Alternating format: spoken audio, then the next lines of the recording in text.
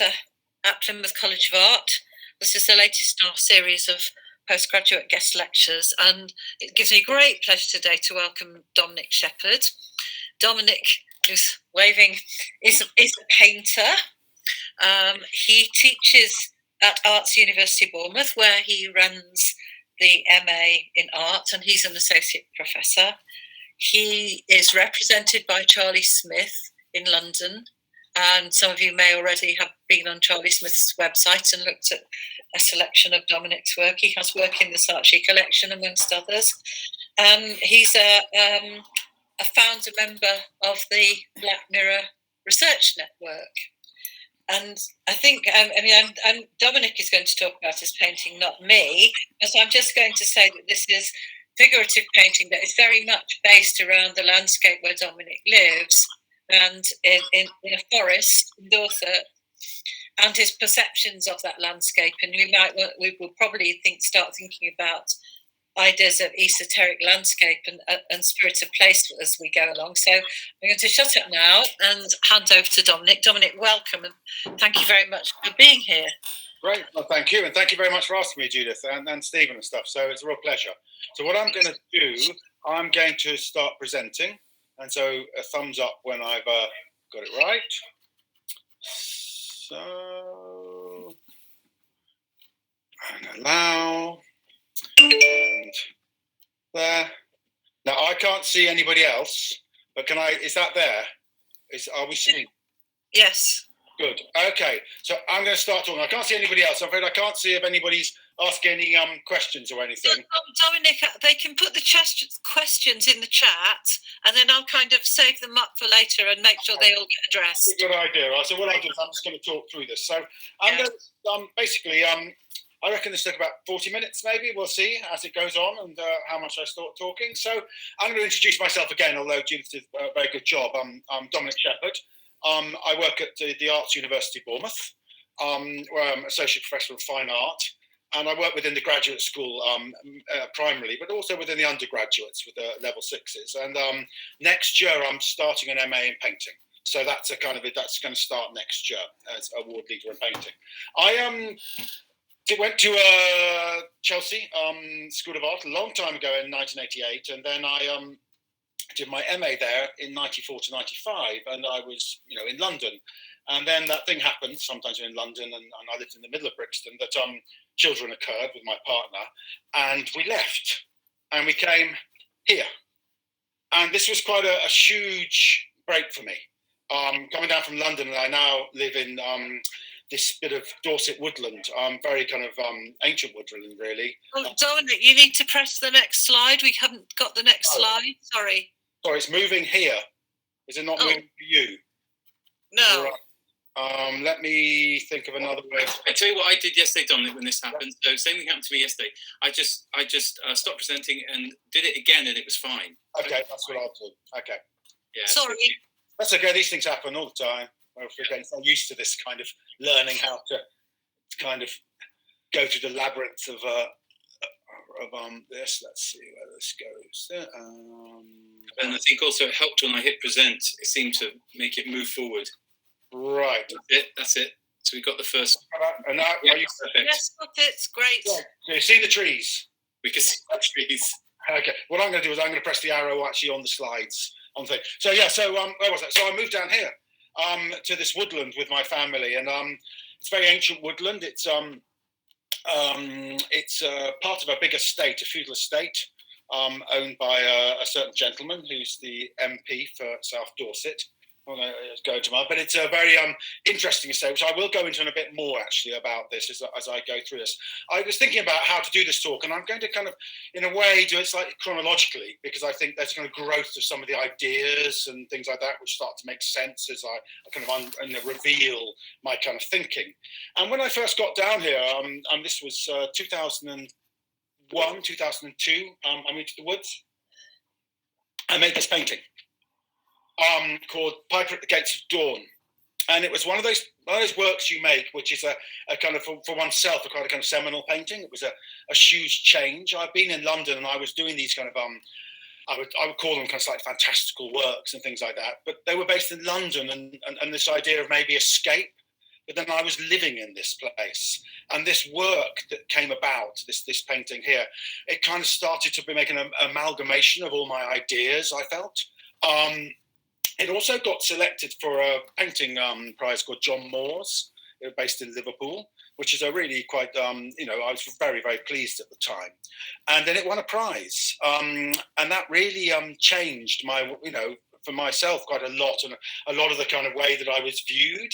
What was interesting, I remember, is that when I won this prize, I went up to Liverpool, and the person who ran the museum couldn't understand why this was chosen.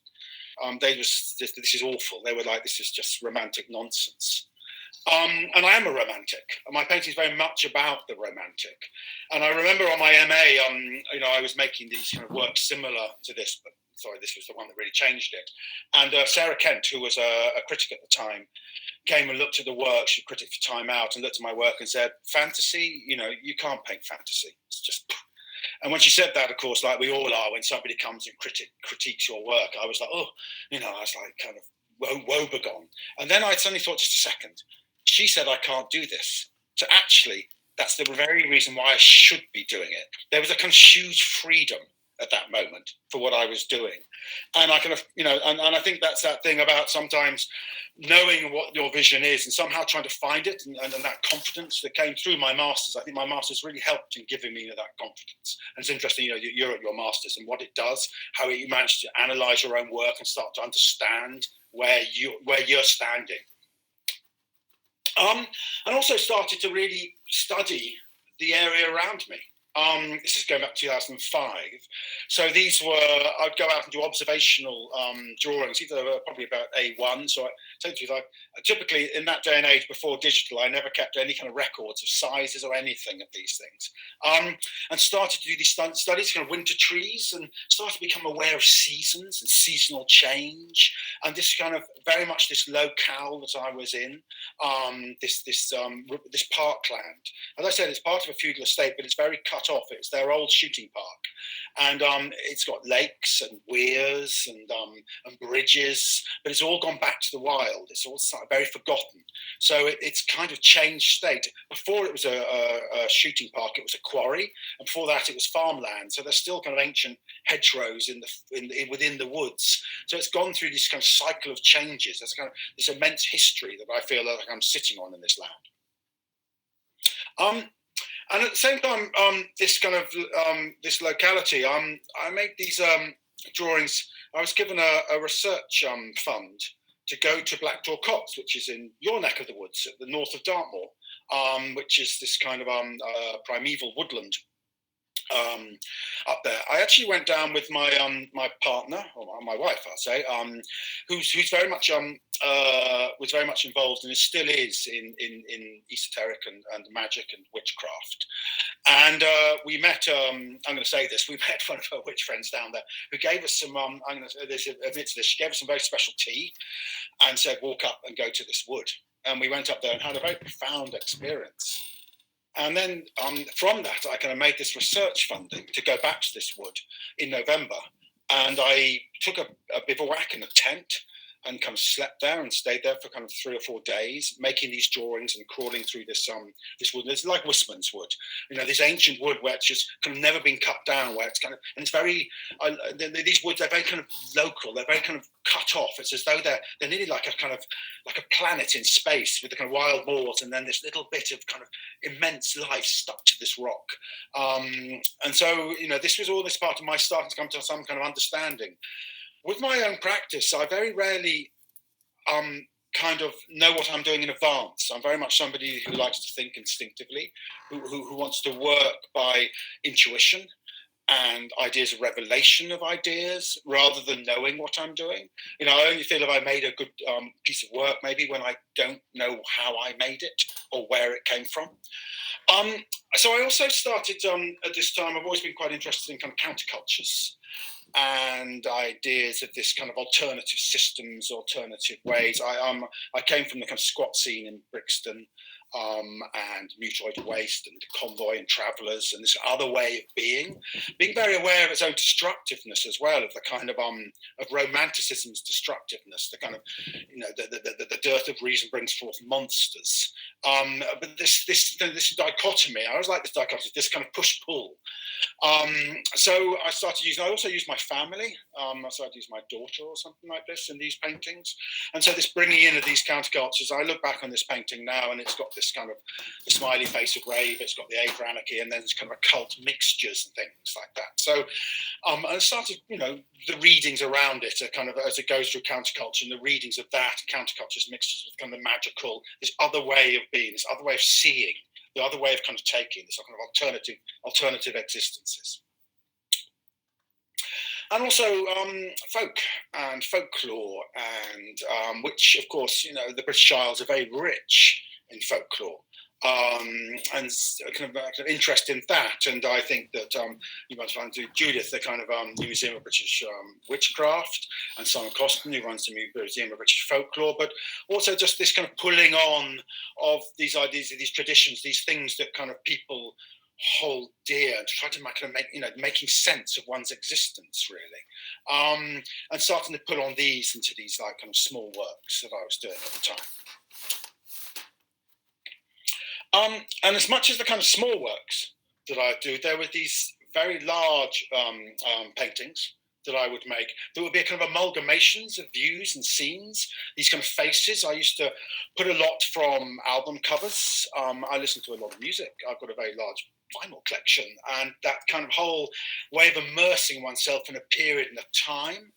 This is Golden Dawn, not named after the far-right Greek fascist group, but from the late 19th century occult group. But of course, there is that kind of the way that kind of use of certain terms cross over. And I think there was this kind of awareness of these kind of troubles already within my work, which I'll go on to explain later, between this kind of, you know, progressive thought and kind of romantic thought, or seeming kind of dichotomies or binaries within it, and trying to find this way through. I'd also start to do little scenes. You can see in this painting, in the little circles in the corner, there's little people swimming. I think I put my family, there's me and my wife and my two children, kind of going through, being turned into these kind of alternative beings living in this other world. There's also a lot of drug references and things like that at this time. And I suppose, you know, at the time it wasn't so much, the paintings weren't about as per se drugs, it's those states where things take you, this other side. I also recently read Entangled Lives by Merlin Sheldrake, which I found was quite an interesting book, talking about kind of the kind of fungus and the fungoid world, and this other space that they kind of create, this kind of natural world. And the idea that some of the kind of drug states, especially with kind of something like as here would be kind of magic mushrooms, you go into this other state, this other way of being. You think like fungus. You can enter this state of mind. And I take a lot. Drawing is a quite important part of working out kind of where I kind of find my subject matter. And I walk about the woods that I'm in. I record them, I photograph them, I draw them and stuff like that. And it's about kind of 90 acres, I suppose. And even the kind of colour systems, I kind of took this and things like that that might come through into this other work with this kind of dreamy poet who is here. So this way of kind of, as I said, observation and being in this place is a very important part of how he is. I think that I found this small dead bat, I remember. So they found these little dead creatures. So I've got a whole record of things of kind of dead creatures that I find in the woods. I found a kingfisher, I remember once, frozen dead deer, insects and things like that. And also this chap, I think he did come from album cover, but also the use of kind of tarot cards and other things in esoterics. And sometimes these in-between spaces in the woods, this is a culvert, I think, or a drain channel under a road that kind of passes nearby. And these kind of, in-between spaces, this is kind of the borders of the woods. And so these kind of forgotten spaces that we kind of find, that then we might pull back into the work.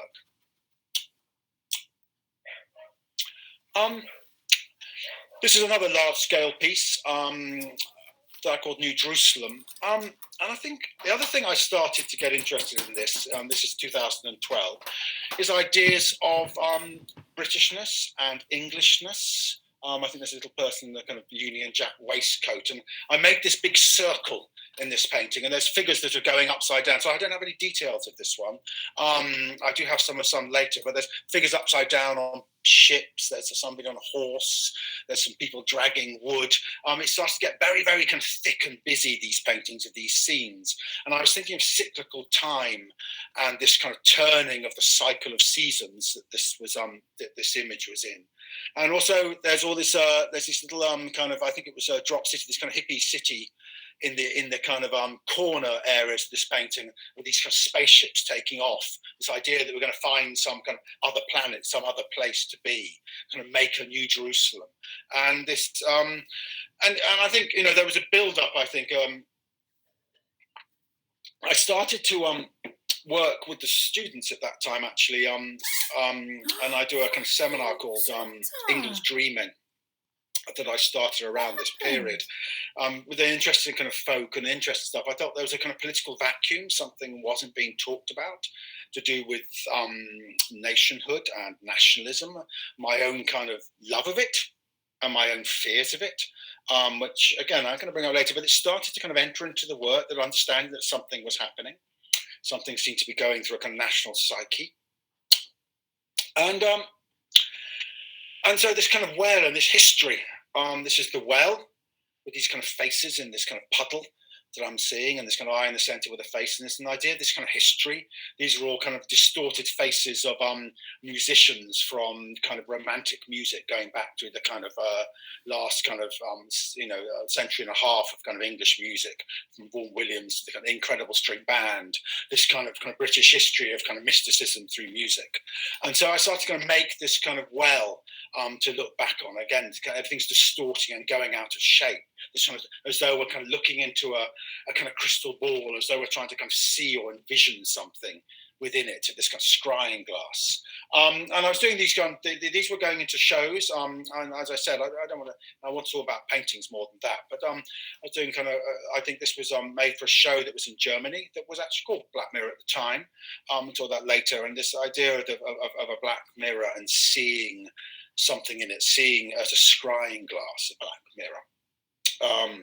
I think we know that there's in the British Museum, there's a John Dee's Black Mirror, and the idea of this thing that you can see in the future, a kind of scrying glass, kind of witches or kind of wizard's aid. But also a black mirror was a device, a clawed glass. So it was a kind of 19th century device for drawing. So you would look into your mirror as you looked at landscapes so that you could kind of map them out. So there's this kind of artistic referencing. And also the black mirror as the lens, as this thing I'm talking to you through now, this kind of future scope of what a black mirror is.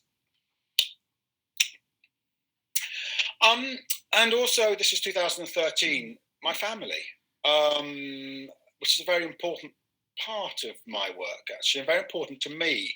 Where we live is quite isolated, and I started to really use my family, more so as you'll find later, to kind of create the work. It's for me, I'm kind of emotional. We all are emotional, but as I said, that strong emotional attachment is to use it in the work to kind of, I hope to give the work the kind of power of the emotional attachment. And maybe that feeling, I suppose, is kind of poetic stance that in the personal, you can kind of communicate the universal, so other kind of ideas come through. So I'd get them to enact things. I think I got my son at the time to crawl through this bridge and things like that, and I put my wife on a horse and dress her up. So they would kind of enact in a kind of theatrical way certain things out. There wasn't any cruelty involved, but I would then take photographs or draw them or record them. But sometimes it was just moments that would happen it would something, oh yeah, that's very important. This very singular moment might transpose into something that seems to talk of greater things. So this was Mother, small painting here. And this was the last very large painting I did. I've been doing these great big paintings. This is Season of the Witch, for a considerable period of time. And to say the truth, they're exhausting. I mean, this is nearly 2 meters by 1.5 meters. They take me about a year to make these. So it's a lot of kind of layers and building up and then painting these individual scenes. It was as though I was doing lots of small paintings and then putting them all together. And very much in this work and the ones before, you can see this framing device. I started to think very much of the paintings as the portal, as though they were a door into this other world. This kind of ice was breaking, and the interest of the surface of the painting, being, very, very much. Actually, I think I've got some details here. The surface of the painting being kind of this mark making, and it's very flat surface. Then you get the illusion of dropping back through the portal. So and actually painting a portal on it. So, and yet they're coming out beyond the frame. So breaking this sense. So when people look at it, you are walking or stepping through to this other land. And here I was painting these. I took these shapes from, so they were kind of thinking about people like Hilma af Klint, and other kind of early 20th century kind of mystical painters and mystical abstraction. So I was using those in the paintings as kind of a portal within a portal. And as you can see, these kind of details you're seeing there in this little corner, there's a chap standing on a kind of sinking car. So, there is also a lot of the idea, this kind of environmentalism of the land, this kind of flooding, this kind of the water, this writing in the water. I said there's so much was kind of going on. I mean, even when I look at these, I get a bit bemused by them still now. And they took a lot of time for me to process about what I was doing as I'd finished them. And so as I said, so this is the some of the details here with these kind of figures rising out of this kind of picket fence, skulls breaking apart, birds singing with kind of molecular structures around them. And I kind of think melted down slightly after this one, and felt like I had to pull back out and start to make work that just took the single image. And I thought something was being lost, maybe emotional in it. They were becoming maybe too much, too busy, too grand, too ambitious. And I wanted to pull something back and kind of concentrate something, in a way, distill it down. So these were much smaller. This is 30 by 42. And I made this series of work called Barefoot Prophet. And what happened was I was in a show in Frankfurt, and I went over there, and they had a show then called, I think it was Artists as Prophet, the German visionaries, artists of the 20th century. Very kind of fascinating, had kind of Immendorf and had early 20th century artists that I cannot remember. So their names like Gustav Nagel. And a lot of these early 20th century kind of German artists, some of the far right and some of the far left, they were kind of wandering proto-hippies. And they made this art that seemed to be divination. They were trying to kind of understand what was happening in this chaos of early 20th century Germany through the First World War. And of course, they then did get this terrible prophet in the shape of Adolf Hitler, who kind of led them to complete disaster. But it was this kind of time of this kind of visionary. And so I kind of made this work with the idea of it being divinatory work. I started to think about the work, rather than trying to kind of depict the portal and trying to kind of put it all in. I thought, no, I'm going to make this with the intent of being magical. I want this work to have magic built into it. And that was my intent when I was painting them. So I would think in these terms. I would kind of commit myself to saying, no, this is what I was, as I said, it was a kind of purposeful. I didn't know what it would be. I wasn't trying to it wasn't a kind of spell I was casting, but I asked that of the work and made it with this intent to try to see the future, to try to divine something about what was occurring. Because at the same time, the woods where I lived in, the landlord had this idea they were husbandry. They did woodland husbandry, and the woods were very wild, and so all these chainsaws and people kind of came in because they had this idea to make a holiday camp there, and they started to clear all the kind of bent and crooked things, burn trees down. It was this clearing. So I made this work to this kind of sound of chainsaws. So a lot of it was this kind of aspect of protection and wondering of my own kind of romanticism, this idea of it being destroyed, and my own worry politically as well, as things started to get more turbulent. So I was taking, there's my son here in front of an apple tree, which is in our back garden. And actually, I was thinking of Samuel Palmer. There's a beautiful drawing, Samuel Palmer, the kind of English William Blake, Samuel Palmer, the same kind of 19th century of an apple tree. So I'm kind of taking from art history and kind of reinvigorating it. My daughter being Ophelia, kind of floating down the stream. So I was taking these very kind of English paintings, this, or British. Well, actually, it was actually more English. It was getting towards this sensibility of kind of art history and kind of reinvigorating it. So here she's lying down by this chopped down tree with graffiti on it. And stuff like that, with this kind of tree with all its limbs cut off. And she's green wood. The idea may be, and now I'm looking back on it in the kind of sacrificed youth. And my son kind of defending pathetically this kind of tree. This is, I came back one night, I remember at this time, to see these kind of, in night, these glowing, burning trees. The forest is still very much there, you're pleased to know, but they did clear a lot of it. And all the kind of, what wasn't, the kind of gangrel wood, what wasn't wanted. And this, I went up to this is about 20 feet high, a burning stump of a beech. And it was, but then, the power of the work came through that. And maybe that energy of what was happening in there went into the work of this kind of semblance, as I said, of this divination. And the hangman, and that's myself with my wife, I go through this. So I would hang myself upside down. So I started to also get an idea that you had to go through something to kind of make the work real. So I hung myself from a rope. Dominic, we can't see that. Oh, sorry. I'll go back. Have you seen anything recently? Yes, we've got the burning tree. You can't see this one? Haven't seen the hangman yet. Oh, can you see the next one? A cold spell. No. Oh, yes, got the hangman now. Oh, you got the hangman. Okay, it must be running. It might be a very big file. Sorry, my fault probably. It's probably a big file taking a while. Thanks, Judith. Right. So I did this, and these paintings were in the show up in London called Barefoot Prophet. And then just after I finished, there was the call for the referendum, as we all know. And I don't want to go into everyone's kind of pretty sick of Brexit, but this whole turmoil started to happen, which are all still kind of going through this kind of political turmoil, I feel, of kind of reimagining this kind of what this nation is. And the whole, we've all been through this grand kind of reshuffling in a way. And so this work seemed to become prescient and actually have divination powers, because the hangman is this idea, from a tarot card, is the idea that going through suffering to kind of gain wisdom, turning everything upside down. And then this chap started to look a bit like John Bull in his in his roast beef waistcoat, as he's hung down, and it's a kind of Union Jackie colours.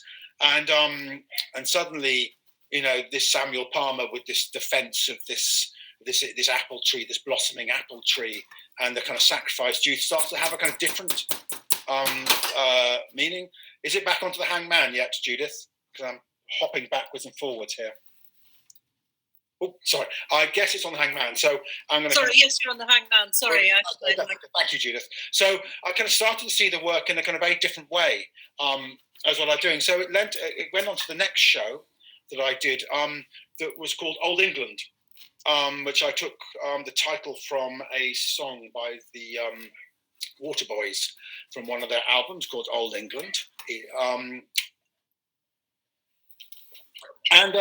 In this show, this was the show that was actually over in New York and then came back to London. It was in 2 parts, and I started to really think about my own kind of, as I said, my own dichotomy, my romantic love for this landscape I'm in, from this place, from the idea of the tribe, the family, the place, these things which can be seen as I say, corresponding to kind of nationalistic or kind of the thought and the kind of romantic idea of the nation state, and coming out of that kind of the romantics of the kind of early 19th century. If we think of kind of Coleridge and Wordsworth, Shelley, and Wollstonecraft, this idea of this kind of romantic liberation and the liberation of the imagination is also very individualistic, and so it was this kind of, I had this kind of terrible kind of binary in me of trying to work this out, and I think this is where always interesting things lie.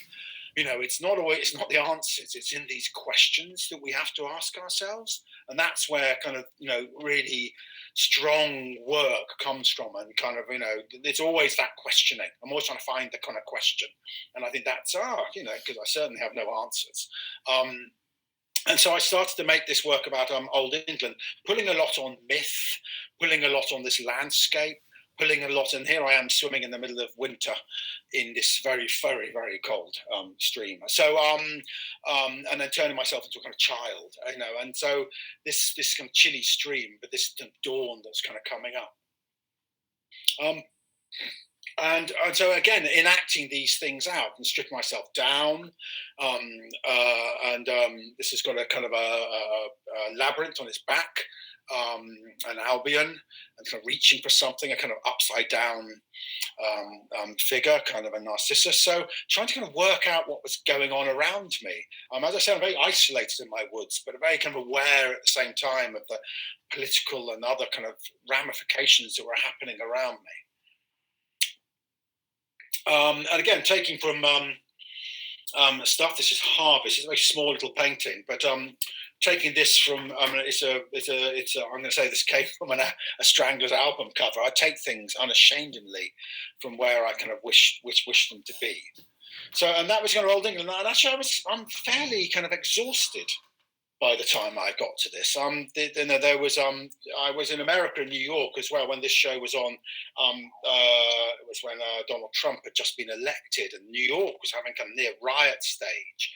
It was a fascinating time. I had a great time having a good talk with Jesse Bransford, actually, who I believe gave a talk to you earlier. And we talked about.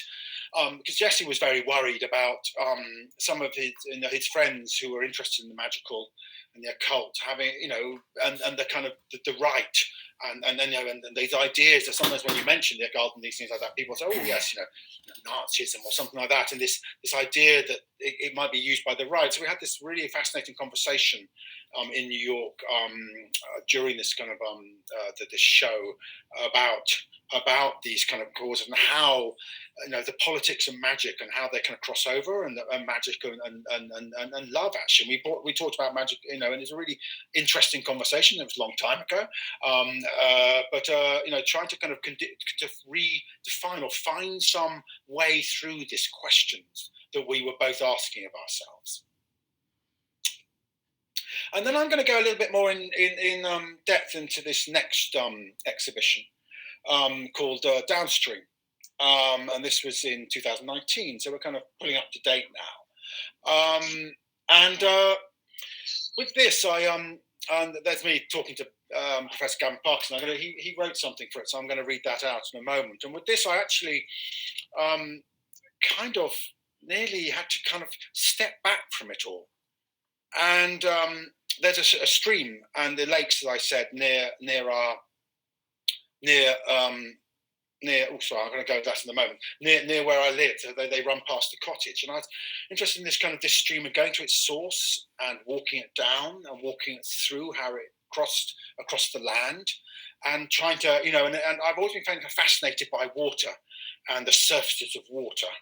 I'm actually just going to, I'll go back to here and I'll just, so the surfaces of water and looking at water and the trance-like state of water, and then water's similarity to painting. I haven't really kind of talked so much about painting. I'm talking about kind of other things, but painting itself, you kind of paint on the surface, And water has this surface, and when you look at water, you get a reflection, and then you have the surface, and then sometimes you also see the underneath, this kind of understate, this kind of subconscious layer. So there's this kind of psychological states of water, the kind of surface, what we show, the reflection, and this subconscious.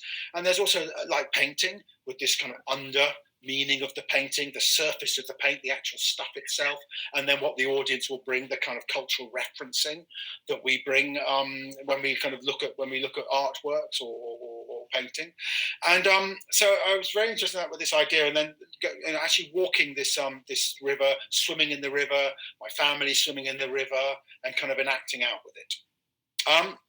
And actually, I'm putting this in because I'm just trying to think some of those research questions. I never think of this beforehand, but I had to because of REF, because we do something called REF, which is a bit like maybe what you go through. We have to actually kind of, at AUB, with our staff members, we kind of submit things to be kind of looked at as research themes. And I was trying to think of some of the questions for this one. So how does the painting process reflect the state of enchantment? How do intimate mappings of a landscape elicit broader environmental and social themes? Two very simple kind of questions, and that's why that's why I was saying about thinking those questions that might come out of it into this work. This is just some of my working process. So as I said, I'm doing a lot of drawings. I do a lot of kind of mapping, mind mapping, writing things down, and stuff like that. So these are some of the drawings that I got from. Sometimes the drawing of the water itself, taking photographs of me swimming underwater, and going on with further drawings. There's a little map of Morden Park. That's kind of where I live.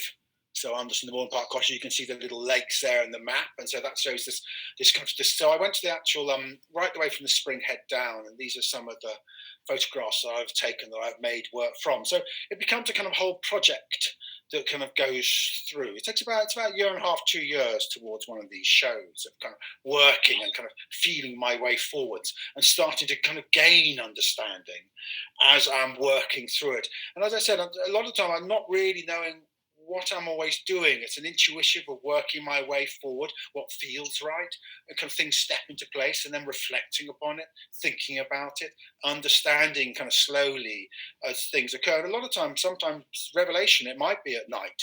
I keep a book by my bed, and you kind of wake up and go, oh yeah, that's it. Suddenly it makes sense. And that idea that suddenly you can pull something together and you understand why something's being done, why thoughts are occurring to you. And you might have heard the kind of methodologies, research process, methodologies, why you use the methods you do. So walking here, an approach that broke down the internal external response and entering into an animistic, non-dualistic approach. So I would go for these walks where I'd lose sense of who I was or get lost as on purpose, a sense of trying to kind of purposely put oneself in a state where you don't know what's going to happen. You don't go with a specific intent. You go with the idea that something will occur. So you put yourself into this other state of mind. I'll talk about that later because it's something I've been working with, actually with Judith and with something I will bring up and with a group that we're with at the moment. Investigation of haptic, the kind of the hand qualities, the tactile qualities of paint, and the hermetic quality of the studio. So thinking about that, actually that relationship of the painted object to the painter, I always really find that very fascinating, that state that you enter into of what's going. And I think that was also the trance-like state of water, so looking at water surfaces for extended periods of time and drawing them, and thinking about that with paint, this extended period of time, and how the paint starts to paint itself. You go into this other place, where it starts to do the work. What is this place that's happening? What is occurring in this thing?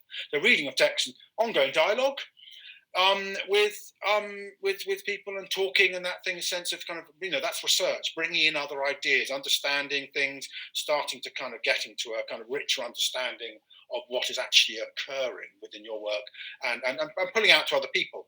Because being in the studio is a fairly solitary and lonely act, and it's very important. And that's why I really enjoy teaching. It's really the students, because talking to them, I found out a hell of a lot about what I'm doing, because the very questions that we talk about and those kind of discussions kind of draw back on myself, and and that's good. And also other staff members at the university, but also sharing with other people within the wider academic and stakeholders and artistic community. So this is actually my daughter at the source of this stream. So we went and found where the spring head was. Fascinating. It was in the middle of this kind of very overgrown field. You had to kind of go through the willows and reeds to find it. And there's this kind of watercress bed. And the sand where the spring head comes up is constantly moving, as though it's kind of talking. So you're looking at this sand that's moving, like it really was, And so I got my daughter to wear these silver gloves and commune with the work in a way, and try to kind of, so this, well, she did it actually. She just did what she wanted to do. She got ahead and did so. And this family thing going on. So this is as we going down this kind of frozen, this stream, and I'd say there's a very personal and using this very kind of landscape-based work, and kind of figurative work, and so there is symbolism in there, but I don't want. So black dog is maybe the symbolism of sometimes, as we said, a kind of depression and things like that. So I'll pull on things, but I don't want it to stop at kind of purely kind of what I would say kind of symbolic. Oh, that means that. There's a kind of unnarrative, a kind of subconscious narrative, and I think that comes through maybe the figurative elements, but also, as I said, the kind of abstract qualities of paint. I'm really very interested in the kind of painted language and how you paint and the surfaces of it. I find actually digital presentations are a very odd thing. The real life, the paintings in real life or art objects in real life are very different than digital. I find the digital quite problematic sometimes because of that, because the experience of painting, and I'm very much looking forward to going back up and seeing artworks. I think everybody is getting out to galleries again and experiencing this real life, this definite communing with something. And I think with painting, there's this real intimate looking of the audience or the viewer, and that surface itself and how it kind of articulates. This is The Shout. This is quite a sizable painting. As you can see, we're moving through seasons as well. The last one was in winter. This is in autumn. So this is a kind of long, extended period. And I was thinking here of this surface, of this kind of rippling of the water, but also the kind of rippling of as much as an image of it, it's rippling the paint as well, and then the kind of external ripples that might go off in somebody's mind. What's the person shouting? What are they thinking? And the shout being a kind of an echo, so that it's a ripple, but it's also an echo of sound. Looking back at this, I do a lot of this kind of mist, like at the top of the painting, this way of kind of obscuring or something being veiled. This kind of something not being seen. This thing, I'll do a lot of painting, a lot of time, and then paint it out again. So this painting will disappear. So I'm kind of covering up again. So I'm losing my voice. Let me see. I've got some little notes down here. I'm making sure I'm just not missing out on anything. And as I said, staring at water surfaces a lot. So this is 5 Leagues Left. So a lot of looking at water surfaces, taking them in, starting to kind of, in a way, think of these surfaces a little like a black mirror, actually painting them to be something that one would look at and then start to kind of see or imagine this ever kind of evolving, changing surface that we see here.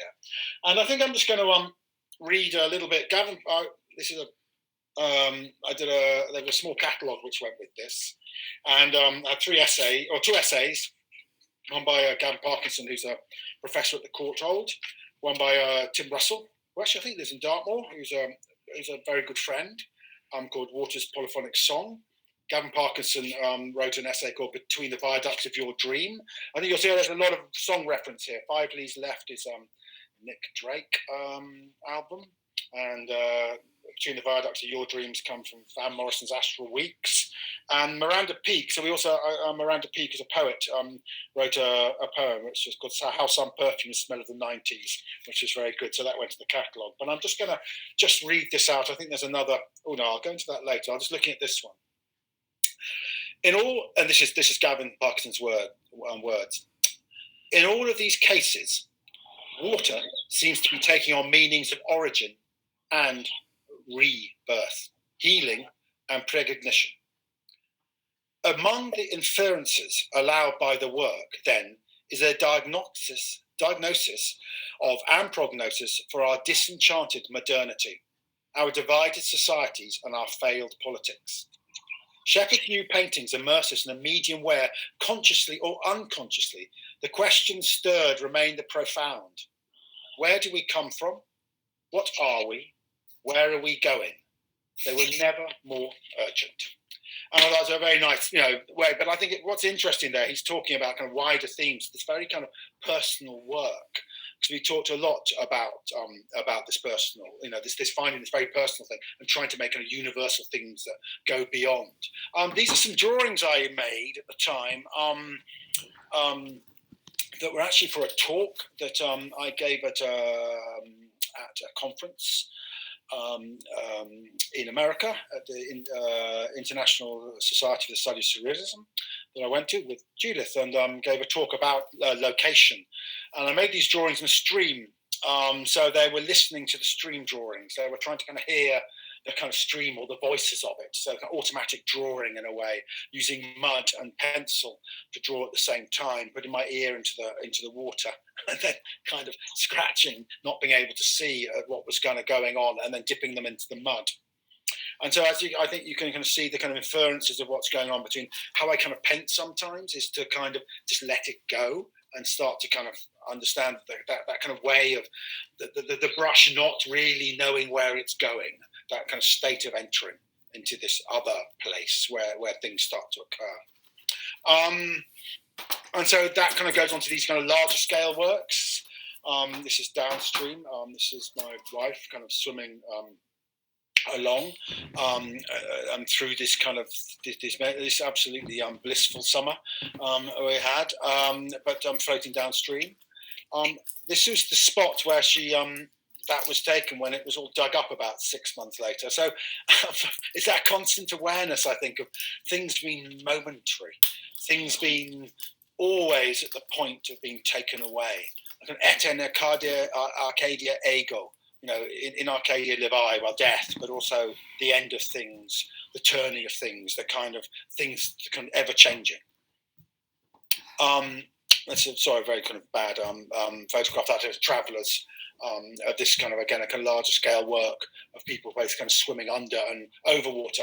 So a lot of the water also has that state of being in water, that state of of actually the human, consciousness going from above the water as you hit that kind of level. And I think this is also in an enchanted or, as I said, magical or occult way, dropping through to this other place, which is underneath, this kind of thin separation, this kind of gelid, thin, what's that? I can't remember the word now. Like at the top of a water on a glass. Thank you very much. That's the one I was looking for. And that you can break through to this other side. So this state of being in this other thing. And, swimming in water is always a bit like flying. This other state, of course, we are mainly water. So we're kind of going back into our kind of womb states and things like that. So lots of kind of ideas are kind of bouncing around in my head. And as I look back on this, I'm kind of going, oh, yeah, this kind of, these ideas were occurring. And I was thinking of this painting, somebody pointed out, and I think it's like, it's of a lake and two people swimming, and this is the kind of wave being pushed away across the surface of the lake. It also looks like the ellipse of the Earth. And the idea that you're suddenly painting a kind of planet, that this is a kind of vast planet that we're looking down upon. And there's a little tiny painting of a throwing rocks into the water, or sticks, I think, at the time. I spent a day throwing stones into water and looking at that kind of, when you drop a stone in, you're kind of breaking that surface and that membrane, and for a moment touching onto the other side, as though something else is kind of breaking through. and thinking of kind of time reversal, and then obviously going on to kind of, stars and the kind of macro, micro kind of levels of kind of understanding, and like a drop in the mind as well, a drop of kind of breaking through one's own kind of mental state. So this kind of work started to really evolve around a lot of these areas. Here is the work in situ. I just thought I'd put these up so you can kind of see what they're like in a kind of gallery situation, which is always a really so you'll have that work when it's in a studio, and when it comes out of the studio and suddenly goes out there, and it's like, oh, it's completely different, and actually becomes something else. It's like they leave home, they become independent, and you can look at them in a very different way. So I just thought I'd show those. I think it just shows them in place. There they are. And also, I think when you get them in a series of work like this, of a show, that narrative starts to build up. This narrative between the works, they start to have a kind of conversation. Other kind of new things, that spaces between the paintings start to build up new narratives and new ideas. There's crossovers that start to happen. And I'm just putting this in because I did this, but it shows the kind of ways that you might make a piece of work and how that might bounce on to other things, and why it's always worth making work. It's always worth doing something. I always think energy is something you put in. You put in energy to something, energy goes somewhere. So that it's always, sometimes it's why we're doing this as such, 2 years work, and it needs the conference papers. Did a conference paper for Painting Now at the Royal Academy of Arts, which was, I talked about the kind of isolation of the studio and the physical act of painting, and stuff like that. And then that other group exhibitions that these paintings have been in London and elsewhere. And so it's a really really important part of kind of I think of thinking about work, that it carries on. That dare I say, those ripples carry on, and then we'll engage further.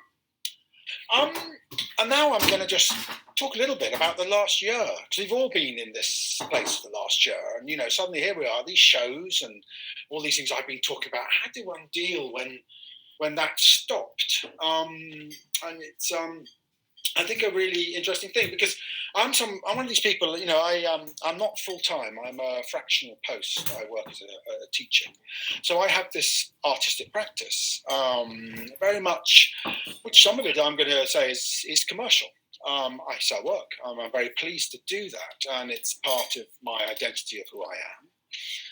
And then I also have my academic side, and I think I showed that last thing about downstream, about how two can start to connect together, how you can pull this side, this sense of like being a painter or an artist as a kind of professional activity, in with kind of academic thought and thinking and questioning and trying to get original insights, as one might say, kind of trying to see this is something new I'm going to start looking at. I'm going to start trying to pick this apart. And then also, I suppose, with teaching itself. And this is very much, I'm going to say that about this kind of commercial side. People always say, how can you sell work? It's always a very difficult thing, that question, you make work, how do you sell? And I say, well, selling work sometimes I always think is you give a little bit of your soul. Somebody gets a bit of your soul, and in recompense, you can buy your, bread and water and wine, so you can make life bearable. I have no kind of problem with that. I think it's a kind of barter, a trade agreement, and those things go on. Those soul, that bit of work that goes to somebody gives them soul. It gives them something they can look at and then kind of remember and reconnect with those ideas. I think that art is a profound, it's profoundly strong. All forms of art for reminding us of what it is to be human, and it's extremely necessary for people to live with this. And I'm very keen on things being in homes. And so therefore people can live with that. The domestic is very important to me. I like my domestic world. So during lockdown, obviously this all stopped, and the gallery I was with, Charlie Smith, actually it's not, that's the gallery's name, the chap who runs, the director, Xavier Ellis, he said, well, look, this is, what about drawings? What about just doing small work? And we'll go online. And I think it's very, very interesting, that shift to a lot of online way of thinking. I'm online to you now. This probably wouldn't have happened 2 years ago. I would have been down there giving a lecture in a lecture theatre, and how we've all kind of become this new way of like looking at things. And adapting is a very important part of being an artist or a creator. You have to be able to adapt to situations, be chameleon-like, and work it out. And I'm always just, this is it. So I've been doing these watercolors, and actually it's been after all these massive paintings that sometimes, Christ almighty, that's just exhausting. And by the end of it, I used to have to lie down for about 2 weeks in a dark room. I've been quite enjoying doing these small works. I made about 55 of them, I think, so far. And they've been like a diary of kind of autobiographical, of just things I've seen, and then finding images that kind of suit it to that moment. This one's quite a recent one, of doing these watercolors. And it's called Project Paprophilia. Sometimes we last year actually I was with Judith. I think talking to Judith on Zoom at one of our research meetings. You'll see some stuff later. As where I live we live near a big heath. This kind of strange smoke started to appear as the heath set on fire. So I was having extraordinary conversations. Fire engines started to turn up, and then we were evacuated. This is I went out with my son to look at the forest afterwards, the kind of burnt forest. This kind of sense of kind of, and there's obviously touches of kind of Caspar David Friedrich and kind of Hiram, the kind of romantic kind of nature, but here is this burnt nature. So the kind of, I suppose, environmental touching on it. And it's kind of very direct experiences for us with that very hot spring, unlike this very wet one we're experiencing this year. So it became a kind of very autobiographical kind of thing. As I said, I never kind of think too much of why I'm doing this. And here we have an image of the cauldron. This is a workspace in the woods that my wife uses for her practice, and also a tree at the crossroads. So again, this kind of magical thinking of this place that we do. It's a very important to where I live, to myself and my family. It's become ingrained in me. I very much am a believer that that for me, that art and life don't separate. They're joined. I don't feel any separation. I don't think, I'm going into the studio, now I'm an artist, now I step away and I stop. They are all very much pulled together, which sometimes gets probably a bit painful, but it also means I cannot repeat myself. Every image I try to make, I always try to paint something different or new, because this is a kind of autobiography. It has to be meaningful. Sometimes I wish I could just paint that tree at the crossroads 60 times in different colours, but I can't. Everything has to be a meaningful, and I'm very pleased that in the same way I find it very difficult the idea of entity with ideas of commissions or things like that. I find quite difficult. I feel it's stubbornness, probably, maybe a stupidity. Well, I think being but it's like a need to do things because one has the need to express it, or has to find this thing. It's like that it comes out, graphophobia, I suppose, or something, graphophilia, so not phobia, rather than because you ought to. Sorry. Okay, I'm going to finish off. I've got about 2 more left. Thank you very much for telling me. So there we go. I've talked for a long time. There we go. It's unbelievable how time flies. Very quickly, this is something I've been doing with working with Judith.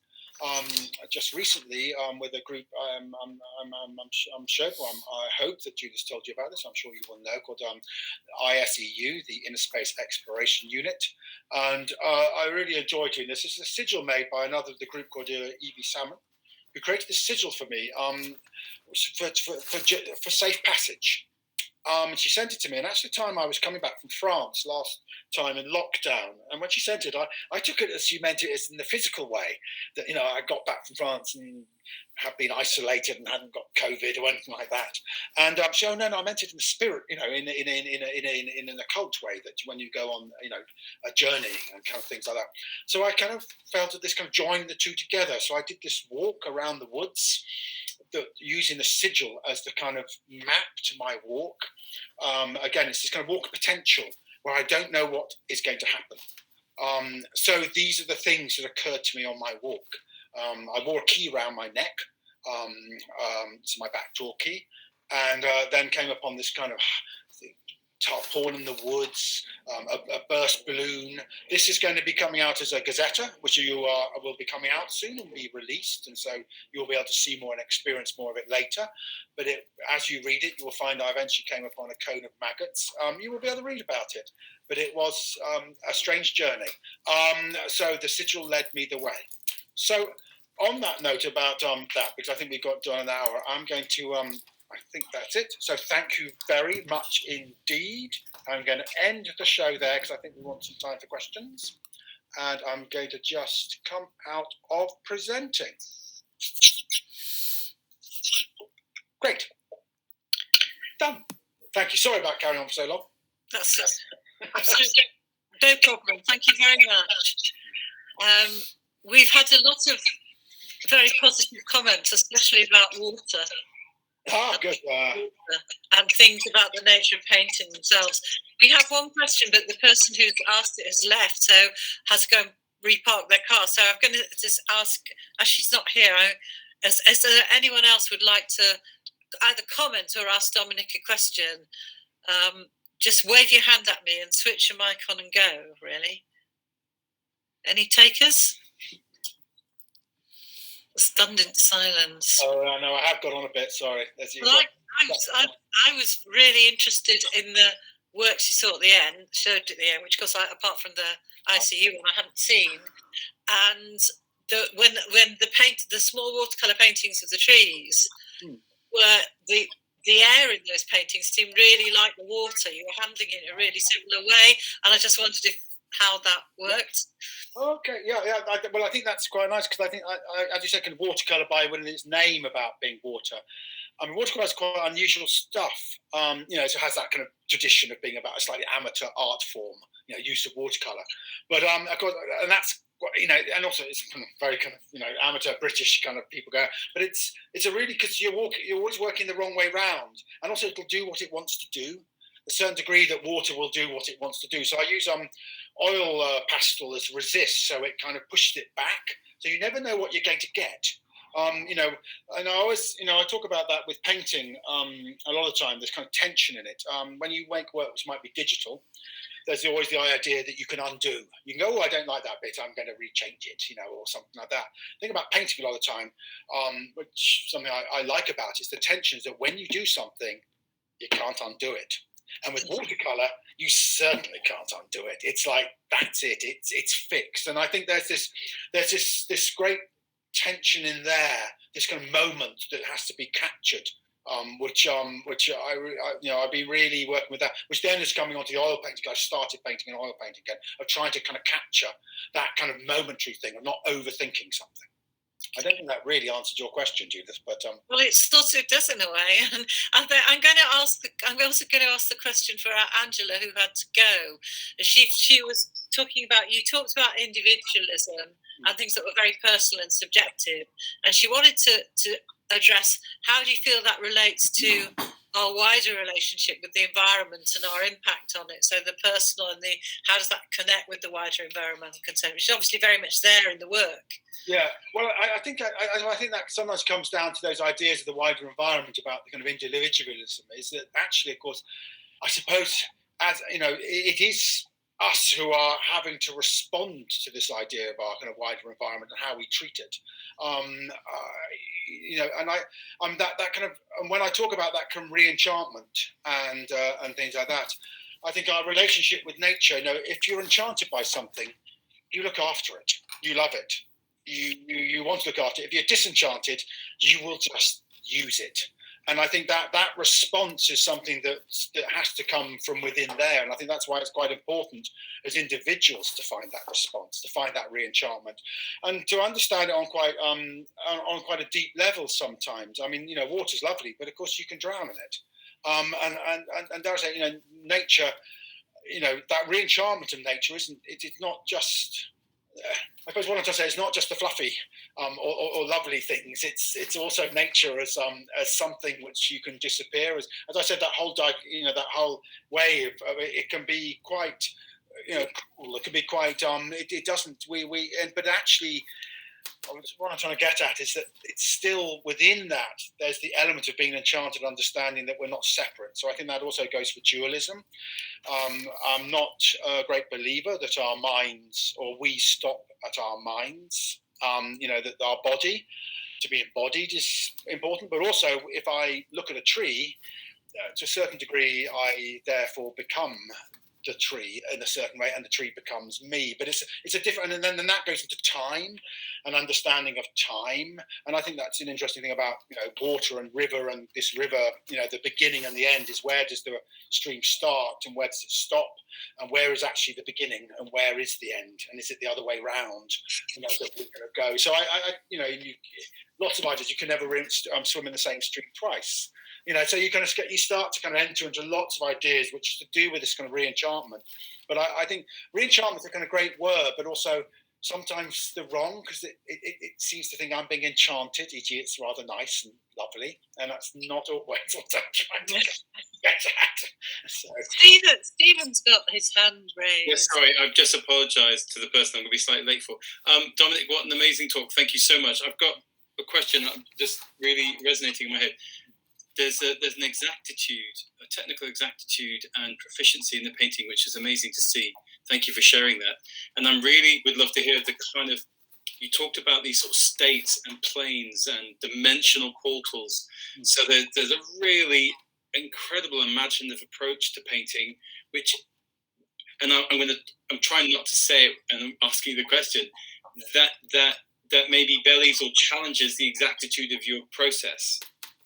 If you see what I'm getting at. So the painting isn't necessarily reflective of the kind of an ambivalence or a kind of ethereal image making.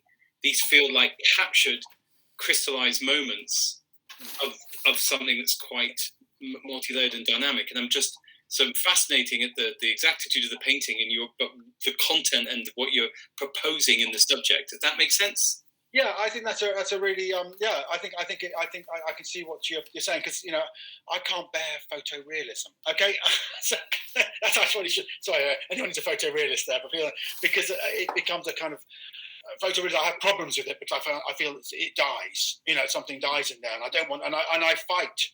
The use of the photograph and something. I use photography, and then I kind of get rid of it. I usually screw it up at a certain point to go right. I have to paint, and I think that exactitude of painting. People always say, painting, and I think sometimes I feel it's like a rough diamond or something, and I'm kind of shaving and cutting, and there's a certain point where it'll suddenly do that, and it's just trying to get it to that moment where everything's just like, oh. And I suppose in the same way that moment of poetic kind of oneness that I think you're saying, that in exactness, we can't describe it, but we've all experienced. I'm sure you experience in love, or moments of extreme anxiety sometimes, or moments where everything just suddenly slides in it, like it slides like tectonic plates, and it's just there before it slides out again. And I suppose that exactitude is trying to find that moment, because it is a split moment where it's just there and then it slides off. And the way, and that the unstableness of paint sometimes. And I think that's what the watercolors have been really nice, but also the unstableness of paint. It's exact, but at any moment it might just kind of tip over and flop apart. And sometimes there's bits of paint which can be unfinished, and that trying to get that moment where it's just about to tip over, or the rain is just about to fall, just before a thunderstorm, and your hackles go up and everything goes quiet, or before an eclipse, that feeling of an eclipse. I always think is a kind of profound feeling when suddenly everything just shifts for a moment. Does that kind of answer? Yeah, it does. It does. Because I think you're right, and I think that's a really good, really interesting point, actually. Thank you very much. Goodness, Dominic, that's really good. Does anyone else want to ask anything? I think we've had a really good go at what you're doing and why you're doing it. It's to an extraordinary level, really. And anyone else like to comment or ask? Joanna Rothen. And just a comment, because I was really interested in you talking about the importance of music, because I don't think I've really heard. I mean, as far as I'm concerned, life and art is just completely woven in, and music's not a soundtrack. It's another dimension of expressiveness, which to me is utterly vital.